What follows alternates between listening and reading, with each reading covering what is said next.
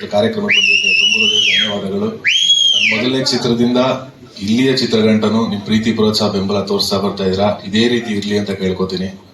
ಹಾಗೇನೆ ಇವತ್ತು ವಾಮನ 4ನೇ ಚಿತ್ರ ಬಿಡುಗಡೆ ಆಗಿದೆ. ಮೊದಲನೇದಾಗಿ ನಾನು ನಂದು ಇಬ್ಬರಿಗೆ ಮಾತ್ರ ತುಂಬಾ ಥ್ಯಾಂಕ್ಸ್ ಹೇಳಬೇಕು. ಫಸ್ಟ್ಲಿ ನನ್ನ ಪ್ರೀತಿಯ ಚಾಲೆಂಜಿಂಗ್ ಸ್ಟಾರ್ ದರ್ಶನಣ್ಣ, ವಿಜಯಲಕ್ಷ್ಮಿ ಅಕ್ಕ ಪಾಪ ಕೇಳಿದ ತಕ್ಷಣ ಇಲ್ಲ ಬನ್ನಿ ನೀವು ಯಾವಾಗ ಹೇಳ್ತೀರ ನಾನು ರೆಡಿ ಇರ್ತೀನಿ ಅಂತ ಹೇಳಿದ ಕೂಡಲೇ ಮಾಡ್ಕೊಡ್ರು. ಅಕ್ಕ ವಿಜಯಕ್ಕ ಥ್ಯಾಂಕ್ ಯು ಸೋ ಮಚ್. ನಿಮ್ ಪ್ರೀತಿ ಬೆಂಬಲ ಹೀಗೆ ನಮ್ಮ ಮೇಲೆ ಇರಲಿ ಅಂತ ಕೇಳ್ಕೊತೀನಿ. ಹಾಗೇನೆ ವಾಮನ ನಂದು 3 ಚಿತ್ರಗಳಲ್ಲೂ ನಾನು ವಿಭಿನ್ನ ಪಾತ್ರಗಳು ಮಾಡ್ತಾ ಬರ್ತಾ ಇದೀನಿ. ಇದು ನನ್ನ 4ನೇ ಚಿತ್ರ ವಾಮನ. ಸೊ ಇದರಲ್ಲೂ ಒಂದು ವಿಭಿನ್ನ ರೀತಿಯ ಒಂದು ಪಾತ್ರವನ್ನು ಮಾಡಿ ಈ ಕರ್ನಾಟಕ ಜನತೆ ಮುಂದೆ ಬರ್ತಾ ಇದೀನಿ. ಸೊ ನಮ್ಮ ಪ್ರೀತಿ ಪ್ರೋತ್ಸಾಹ ಆಶೀರ್ವಾದ ಸದಾ ನನ್ನ ಮೇಲೆ ಹೀಗೆ ಅಲ್ಲಿ. ಹಾಗೇನೆ ಇವತ್ತು ಸಾಂಗ್ ಬಿಡುಗಡೆ ಆಗಿದೆ. ಈ ಸಾಂಗ್ ಬರೆದಂತ ನಮ್ಮ ಪ್ರಮೋದ್ ಮರವಂತೆ ಆಗಿರ್ಬೋದು, ಹಾಗೇನೆ ವೆಂಕಟೇಶ್ DC ಸರ್ ಆಗಿರ್ಬೋದು, ಹಾಗೆ ಮ್ಯೂಸಿಕ್ ಮಾಡಿದಂತ Ajaneesh Loknath sir, thank you so much. ನಿಮ್ ಪ್ರೀತಿ ಪ್ರೋತ್ಸಾಹ ಆಶೀರ್ವಾದ ಸದಾ ನಮ್ಮ ಚಿತ್ರತಂಡದ ಮೇಲೆ ಇರಲಿ ಅಂತ ಕೇಳ್ಕೊಂಡಿದ್ದು. Thank you. ಅಜನೀಶ್ ಮತ್ತೆ ಬಾಬಿ ಅವರು ನಮಗೆ ಬಹಳ ಒಳ್ಳೆ ಸ್ನೇಹಿತರು. ಬಹಳ ವರ್ಷದಿಂದ ಅವ್ರ ಜೊತೆ ನಾನು ನಾಟ್ ಓನ್ಲಿ ಸಿಂಗರ್ ಆಗಿ ಬಟ್ ಆಲ್ಸೋ ಮ್ಯೂಸಿಕ್ ಕೊಲಾಬರೇಟರ್ ಆಗಿ ಕೆಲಸ ಮಾಡ್ತಾ ಇದ್ದೀನಿ. ನನ್ನ ತಂಡ ಎಲ್ಲರೂ ಬಹಳ ಒಳ್ಳೊಳ್ಳೆ ಸಿನಿಮಾಲಿ ನಾವು ಕೆಲಸ ಮಾಡಿದ್ದೀವಿ. ಅದೇ ರೀತಿಲಿ ಬಾಬಿ ಅವರು ಆ್ಯಕ್ಚುಲಿ ಟ್ಯೂನ್ ಕಳಿಸಿದಾಗ ಫಸ್ಟ್ ಟೈಮ್ ನನಗೆ ಬಹಳ ಇಷ್ಟ ಆಯಿತು. ಆ್ಯಂಡ್ ನನಗೆ ನಾರ್ಮಲಿ ನನ್ನ ನೇಚರ್ ಆಫ್ ಸಿಂಗಿಂಗ್ ಭಾವಮಯವಾಗಿರುವಂಥ ಹಾಡುಗಳಿಗೆ ಜಾಸ್ತಿ ನನಗೆ ಸಿನಿಮಾ ಮ್ಯೂಸಿಕ್ ಡೈರೆಕ್ಟರ್ಸ್ ಆಗಲಿ ಅಥವಾ ಇಂಡಸ್ಟ್ರಿಲಿ ಇರೋರಾಗಲಿ ಜನಗಳಾಗಲಿ ಇಷ್ಟಪಡ್ತಾರೆ ನನ್ನ ವಾಯ್ಸ್ನ. ಆ್ಯಂಡ್ ನಂದು ಅದು ಲಕ್, ನಂದು ಭಾಗ್ಯ. ಎಟ್ ದ ಸೇಮ್ ಟೈಮ್ ಕನ್ನಡದ ಜನ ನನ್ನ ಈ ರೀತಿಯಾದಂಥ ನನ್ನ ಸಹಜವಾದ ರೀತಿಯ ಒಂದು ಅಭಿವ್ಯಕ್ತ ನನ್ನ ಸಿಂಗಿಂಗಲ್ಲಿ ಇಷ್ಟಪಡ್ತಾ ಇದ್ದಾರೆ. ಹಾಗೆ ಇಷ್ಟಪಡ್ತಾ ಇರಿ ಅಂತಲೂ ಕೇಳ್ಕೊಡ್ತೀನಿ. ಹಾಡು ಕೇಳಿದ್ದೀರಾ, ಬಟ್ ನಾನು ಸುಮ್ಮನೆ I will try my best to sing. ನನಗೆ ಇಷ್ಟವಾಗಿರುವಂತಹ ಒಂದು ಲೈನ್ ಇಲ್ಲಿ ಬಹಳ ನಾ ದೇವರೆಂದು ನೀ ಕೊಂಡಾಡಿದೆ, ಈ ತಾಯಿ ಜೀವಾಳ ಕಲ್ಲಾಗಿದೆ. ಹೋ ಹೋ ನೂರಾರು ಜನುಮಾಯಿ ಕರುಳಾರುಣ, ತಾಯ್ತನವೇ ಮರೆತಂತ ಕಡು ಪಾಪಿನ.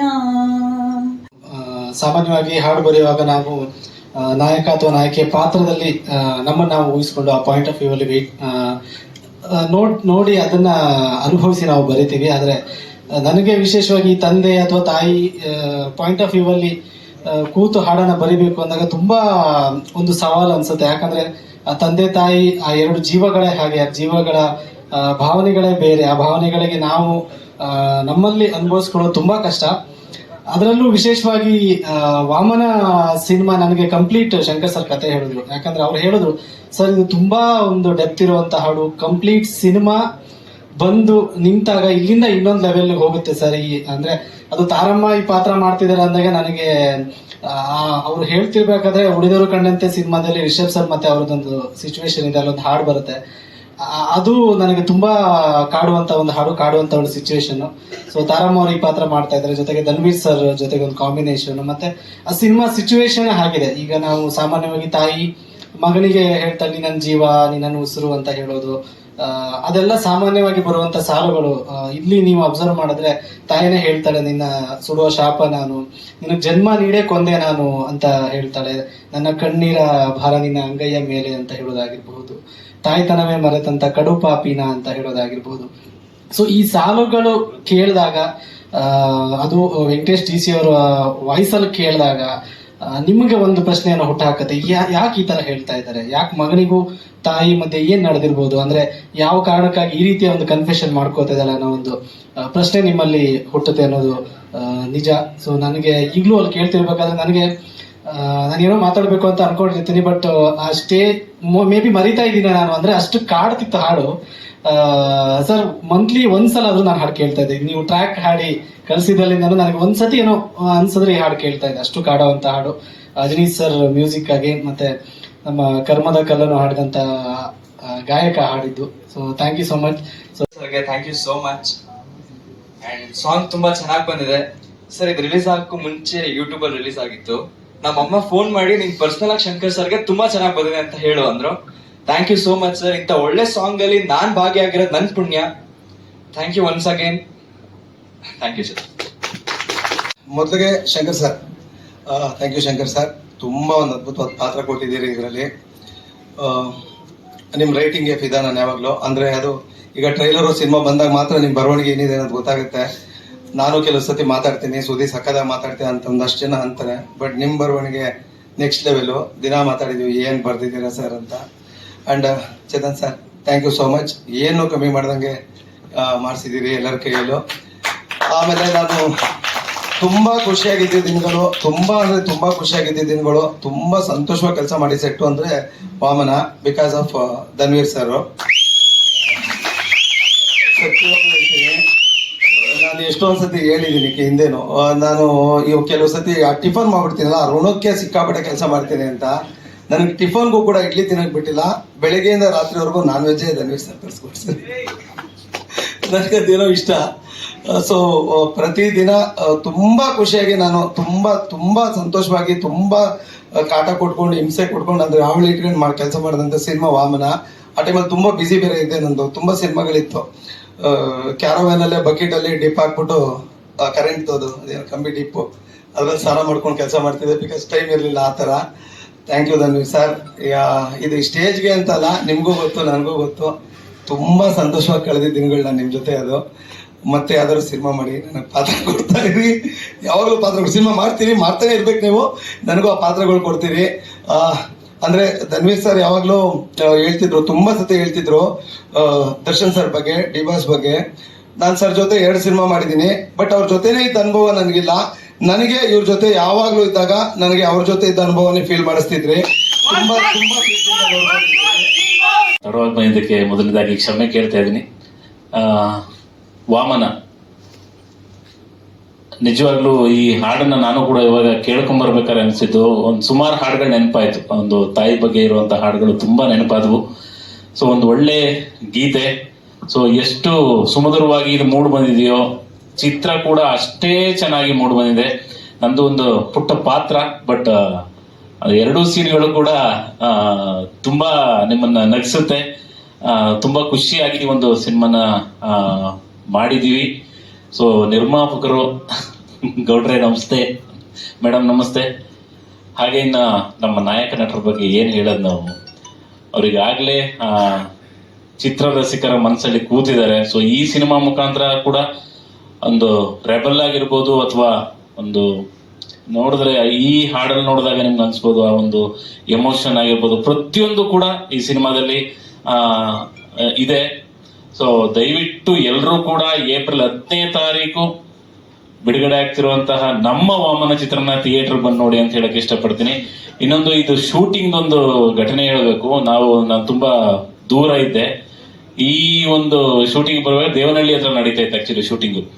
ಅಲ್ಲಿಂದ ಬಂದು 2 ಗಂಟೆ ತನಕ ಕಾಲ್ ಶೀಟ್ ಇತ್ತು. ಆದ್ರೆ ಡೈರೆಕ್ಟರ್ ಮೊದಲೇ ಸ್ಕ್ರಿಪ್ಟ್ನೆಲ್ಲ ಕಳ್ಸಿಕೊಟ್ಟಿದ್ರು. ಹೋಗಿ ಮೇಕಪ್ ಮಾಡ್ಕೊಬೇಕಾದ್ರೆ ಬಂದ್ಬಿಟ್ಟು ಹೇಳಿದ್ರು, ಸರ್ ಇದು ಹಿಂಗಿದೆ, ಹಿಂಗ್ ಆಗತ್ತೆ, ಈ ತರ ಆಗತ್ತೆ ಅಂತ ಎಕ್ಸ್ಪ್ಲೇನ್ ಮಾಡಿದ್ರು. ಸೊ 2 ಗಂಟೆ ತನಕ ಕಾಲ್ ಶೀಟ್ ಇದ್ದಿದ್ದು. ಸೊ ಅವ್ರು ಎಕ್ಸ್ಪ್ಲೇನ್ ಮಾಡಿದ್ದು ನಮ್ ತಲೆಗೆ ಹೋಗಿದ್ದೆಲ್ಲ ಸರಿ 12 ಗಂಟೆಗೆ ಪ್ಯಾಕಪ್ ಮಾಡಿದ್ವಿ ಆಕ್ಚುಲಿ. ಅಷ್ಟು